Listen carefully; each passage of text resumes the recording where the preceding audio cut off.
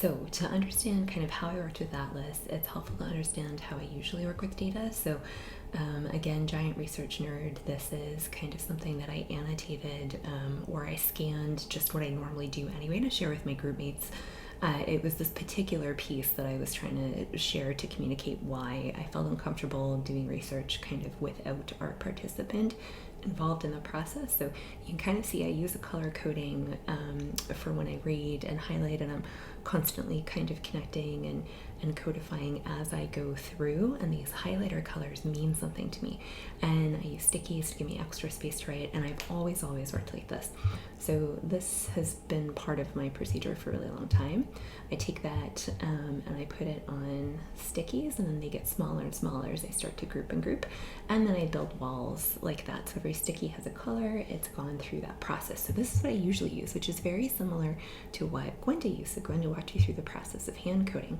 For this project, I wanted to play around with software to do this, because I now have, through this program, months and months of data collection. So I need to find a way to digitize it to make it searchable and storeable so I can do stuff with it. So this is a look at Atlas.ti.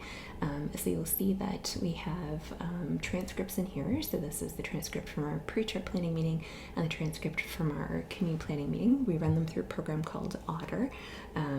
And Otter there's a free version, I have a paid version, but it will make auto transcriptions.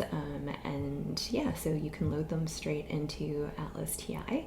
And then it does this super cool thing. So once you have transcripts or data in, then you can start to play around with coding. So if you go up to the code menu, and show concepts is what we used, and I need to thank both my sisters. So we had some help for this project, so I use Otter to transcribe almost everything, and I pay my sister to go through and kind of edit the transcriptions. They need some help to correct spelling and grammar and just make them readable sometimes. Does a pretty good job. And then also former student of mine, Mia, came and helped me with Atlas, so just installing it, and they worked with me for a few days. They were going to kind of do some research assistant work, but then they get another job, so great for them, but sad for me. So what we did figure out together is if you go to show concepts, it will take the transcript and it will make you a map based on word frequency. So you can look at this view and see the count numbers. So you see research, people, question, or our main words. From here we can choose to take out words. So say we didn't want Nunavut in there because it's just me that lives there, we could hide that concept. Or if we didn't want, I don't know, book in there, we could hide that concept. Okay, so we do that with a word cloud. You'll see if I touch a word like people, at the bottom it will show me all of the different instances where that shows up, so the different categories. And then on the right hand side it will give me all the individual quotes with the option to make that a coding. This is just what's loaded in right now is our commute trip transcript, so we can add in any other data that we have. So we could add in our planning meeting, and it will compile those data sets together and then generate you a new word cloud, so you can check again and see kind of what the frequency, research, question, people. So pretty consistent. You can do that across. So let's choose something and just go through coding for a minute. So let's say we want to code research. So I'm looking at research, and these are all the instances it shows up in.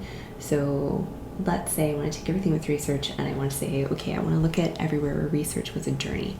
That's one of the codings that I made up. So anytime here I see it saying research as being part of a journey. So here I see research journey. So research journey, I want to apply the codes. I'm going to go up to apply code, and these are codes that I've built in based on my stickies and going through the original highlighting and kind of get a feel for what your codes might be.